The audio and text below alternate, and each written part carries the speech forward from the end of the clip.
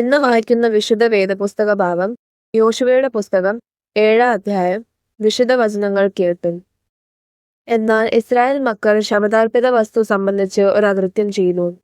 യഹൂദ ഗോത്രത്തിൽ സേരഹിന്റെ മകനായ സബദിയുടെ മകനായ കർമ്മിയുടെ മകൻ ആഖാൻ ശപഥാർപ്പിത വസ്തുവിൽ ചിലതെടുത്തു. യഹോവയുടെ കോപം ഇസ്രായേൽ മക്കളുടെ നേരെ ജ്വലിച്ചു. യോശുവ യെരിഹോയിൽ നിന്ന് ബേഥേലിന് കിഴക്ക് പേതാവിന്റെ സമീപത്തുള്ള ഹായിലേക്ക് ആളുകളെ അയച്ചു. അവരോട്, നിങ്ങൾ ചെന്ന് ദേശം ഒറ്റുനോക്കുവിൻ എന്ന് പറഞ്ഞു. അവർ ചെന്ന് ഹായിയെ ഒറ്റുനോക്കി. യോശുവയുടെ അടുക്കൽ മടങ്ങി വന്ന് അവനോട്, ജനമെല്ലാം പോകണമെന്നില്ല. ഹായിയെ ചരിച്ചെടുക്കുവാൻ 2000-ഓ 3000-ഓ പോയാൽ മതി. സർവ്വജനത്തെയും അവിടേക്ക് അയച്ച് കഷ്ടപ്പെടുത്തേണ്ട. അവർ ആൾ ചുരുക്കമത്രേ എന്ന് പറഞ്ഞു. അങ്ങനെ ജനത്തിൽ ഏകദേശം 3000 പേർ അവിടേക്ക് പോയി. എന്നാൽ അവർ ഹായ് പട്ടണക്കാരുടെ മുമ്പിൽ നിന്നും തോറ്റുപോയി. ഹായ് പട്ടണക്കാർ അവരിൽ 36ഓളം പേരെ കൊന്നു. അവരെ പട്ടണവാതിൽക്കൽ തുടങ്ങി ഷെബാരിം വരെ പിന്തുടർന്നു. മലഞ്ചെരിവിൽ വെച്ച് അവരെ തോൽപ്പിച്ചു. അതുകൊണ്ട് ജനത്തിന്റെ ഹൃദയം ഉരുകി വെള്ളം പോലെ ആയിത്തീർന്നു. യോശുവ വസ്ത്രം കീറി യഹോവയുടെ പെട്ടകത്തിന്റെ മുമ്പിൽ അവനും ഇസ്രായേൽ മൂപ്പന്മാരും തലയിൽ മണ്ണ് വാരിയിട്ടുകൊണ്ട് സന്ധ്യ വരെ സാഷ്ടാംഗം വീണ് കിടന്നു. അയ്യോ കർത്താവായ യഹോവേ, ഞങ്ങളെ നശിപ്പിപ്പാൻ അമോര്യരുടെ കയ്യിൽ ഏൽപ്പിക്കേണ്ടതിന് നീ ഈ ജനത്തെ യോർദാനിക്കരെ കൊണ്ടുവന്നത് എന്ത്? ഞങ്ങൾ യോർദാനക്കരെ പാർത്തിരുന്നെങ്കിൽ മതിയായിരുന്നു. യഹോവേ, ഇസ്രായേൽ ശത്രുക്കൾക്ക് പുറം കാട്ടിയ ശേഷം ഞാൻ എന്ത് പറയുന്നു? കനാന്യരും ദേശനിവാസികളും ഒക്കെയും കേട്ടിട്ട് ഞങ്ങളെ ചുറ്റി വളർന്നു. ഭൂമിയിൽ നിന്നും ഞങ്ങളുടെ പേൻ മായ്ച്ചു കളയുമല്ലോ. എന്നാൽ നീ നിന്റെ മഹത്തായ നാമത്തിനു വേണ്ടി എന്തു ചെയ്യും എന്ന് യോശുവ പറയുന്നു. യഹോവ യോശുവയോട് അരുളി ചെയ്തത്, എഴുന്നേൽക്ക, നീ ഇങ്ങനെ സാഷ്ടാംഗം വീണ് കിടന്നിട്ട് എന്തിനു? ഇസ്രായേൽ പാപം ചെയ്തിരിക്കുന്നു. ഞാൻ അവരോട് കൽപ്പിച്ചിട്ടുള്ള എന്റെ നിയമം അവർ ലംഘിച്ചിരിക്കുന്നു. അവർ ശപഥാർപ്പിത വസ്തു എടുത്തിരിക്കുന്നു. അവർ മോഷ്ടിച്ച് മറവ് ചെയ്ത് തങ്ങളുടെ സാമാനങ്ങൾക്കിടയിൽ അത് വെച്ചിരിക്കുന്നു.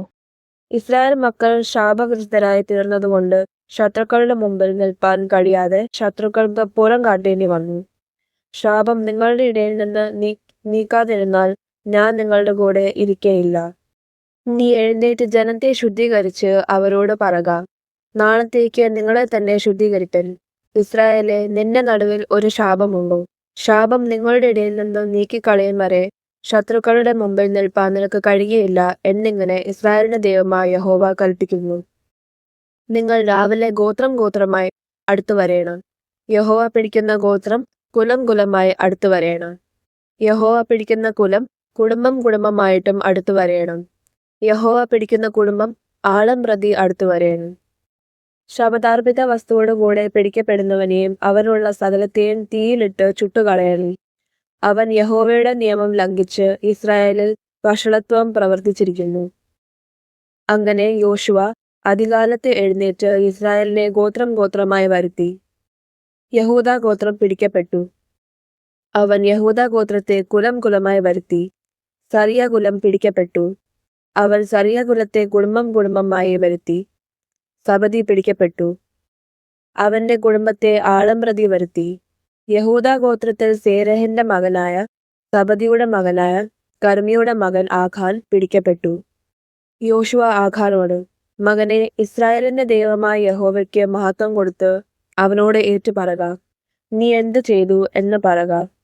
എന്നോട് മറച്ചു വെക്കരുത് എന്ന് പറഞ്ഞു.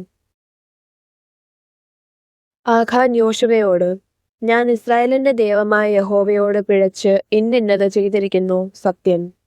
ഞാൻ കൊള്ളയുടെ കൂട്ടത്തിൽ വിശേഷമായ ഒരു ബാബിലോന്യ മേലാങ്കിയും 200 ഷെക്കൽ വെള്ളിയും 50 ഷെക്കൽ തൂക്കമുള്ള ഒരു പൊൻകട്ടിയും കണ്ടു മോഹിച്ച് എടുത്തു. അവ എന്റെ കൂടാരത്തിന്റെ നടുവിൽ നിലത്ത് കുഴിച്ചിട്ടിരിക്കുന്നു. വെള്ളി അടിയിലാകുന്നു എന്ന് ഉത്തരം പറഞ്ഞു. യോശുവ ദൂതന്മാരെ അയച്ച് അവർ കൂടാരത്തിൽ ഓടിച്ചെന്ന് കൂടാരത്തിൽ അതും അടിയിൽ വെള്ളിയും കുഴിച്ചിട്ടിരിക്കുന്നത് കണ്ടു. അവരവയെ കൂടാരത്തിൽ നിന്നും എടുത്ത് യോശുവയുടെയും എല്ലാ ഇസ്രായേൽ മക്കളുടെയും അടുക്കൽ കൊണ്ടുവന്ന് യഹോവയുടെ സന്നിധിയിൽ വെച്ചു. അപ്പോൾ യോശുവയും എല്ലാ ഇസ്രായേലും കൂടെ സേരഹിന്റെ പുത്രനായ ആഖാനെ വെള്ളി, മേലാങ്കി, പൊൻകട്ടി, അവന്റെ പുത്രന്മാർ പുത്രിമാർ, അവന്റെ കാള, കഴുത, ആട്, കൂടാരം, ഇങ്ങനെ അവനുള്ള സകലവുമായി ആഖോർ താഴ്വരയിൽ കൊണ്ടുപോയി. നീ ഞങ്ങളെ വലച്ചത് എന്തിന്? യഹോവ ഇന്ന് നിന്നെ വലയ്ക്കും എന്ന് യോശുവ പറഞ്ഞു. പിന്നെ ഇസ്രായേൽ എല്ലാം അവനെ കല്ലെറിഞ്ഞു. അവരെ തീയിലിട്ട് ചുട്ടുകളയുകയും കല്ലെറിയുകയും ചെയ്തു. അവന്റെ മേൽ അവരൊരു വലിയ കൽക്കുന്ന് കൂട്ടി. അത് ഇന്ന് വരെ ഇരിക്കുന്നു. ഇങ്ങനെ യഹോവയുടെ ഉഗ്രകോപം മാറി. അതുകൊണ്ട് ആ സ്ഥലത്തിന് ആഖോർ താഴ്വര എന്ന് ഇന്ന് വരെ പേര് പറഞ്ഞു വരുന്നു. ഇവിടെ നിശ്ചയിക്കപ്പെട്ട വിശുദ്ധ വേദഭാഗം വായിച്ചു തീരുന്നു.